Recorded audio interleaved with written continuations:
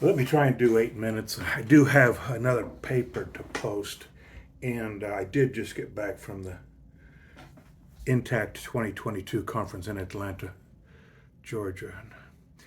Uh, First of all, I was surprised a little bit that Judaism is discussed in the movement. And sorry, I just got this out of a wrinkled up bag of clothes. Uh, if you do a numerical analysis, of course, in Florida, the bulk of the error is committed by people who are ethnically Caucasian, I believe, and religiously Christian. So that kind of knocks a big hole in the thing about, it's the Jews. After the Ulf Dunkel paper was read by Peter Adler about the case in Cologne, Germany, and hearing the arguments that the representatives of the Jewish community made against this law, that we're all the same species of people. We're all the same species of people, and in this country, of course, we're all citizens of the United States. You're usually a citizen somewhere, living under a national constitution of sorts. Well, if so, to say Jew is to say really Jewish person, which is to say Homo sapien, which is to say us. And in that, when part of this group becomes wayward, to not bring them back into the fold, sometimes sternly, is to slow walk them to their next decimation, reference to Jewish Holocaust.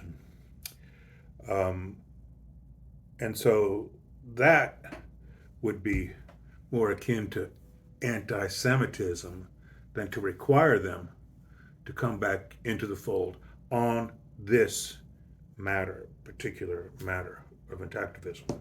Because, if you say it's anti-Semitic, it implies that, well, you don't want Jews to have their own meeting hall or literature or cuisine or costumes, and I'm not. No, I don't think so. Everybody does this, so there's no distinction to be made there. Reminds me of the Tina Kimmel interview on my Speakers on Video page on my website.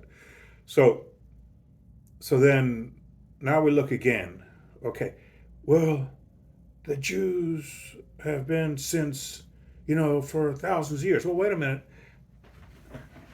The people who are alive today have all been alive the same amount of time, 0 to 115 years. So the mistake that is being made, again and quantitatively, is being made mostly by Caucasian people and Christian people. And what is so much worse is that these single issue of Christianity that differentiate how people felt or whatever was the eschewing of infant circumcision. That most certainly is in the story of Jesus and throughout the New Testament. Commentary of Paul and other people, I suppose. So I'm very, very disappointed in my Christian brethren. I'm not Christian, but I mean my fellow Caucasians or whatever the case may be. Now, and because there's so much to report on from this conference, it forces me to go back to the point of the arrow, because if you come down off the point, the issues expand exponentially, and then you get caught in the mire. So forget about all that. There's one species of people. There's in the United States one nation, and so ethnicity and religion takes it right off the table because there's many religions and many ethnicities in this country. Now, I can't say, well, in my religion, I get to rob banks, and that's freedom of religion. Sorry, folks, it doesn't. I, I don't rob banks, but because you know why. So it brings us back to the Constitution. Yeah, and it brings us back to the law, and no man is above the law. So back to my case, Peter Adler texted me the link to an article. I'll put it in the blog because somebody else was going over this issue in another state. Excuse me, but they were female, and they got that same dismissal because they lacked standing because they weren't injured by male circumcision or female circumcision for that matter. But back to the law. That means that some people, some of our species, human beings, Homo sapiens, are actually lobbying in many places to maintain the status quo. That means they are lobbying for the torture of children. Now, you call it partial child sacrifice, or you call it being strapped down and skinned alive, or you call it fraud in the medical community. And now, if you want to put together a group of people, then we have to look at doctors. Now, you can say, of all people, now, when I say doctors tie babies down and skin them alive, and say it makes it sound like I'm talking about all doctors. And it's the same with Jews or Christians or Muslims or citizens of the United States. It makes it sound like when you say one, it makes it sound, the implication is you're talking about all of them. Well, that's not the case. So, but people lobby for the torture of infants, aggravated child abuse. As one speaker so clearly identified it, as I do, at the conference. So it's a real simple case, and Peter Adler, the attorney, and David Llewellyn was great. I mean, to listen to a guy that's been in the trenches for over 30 years is quite fascinating and horrifying.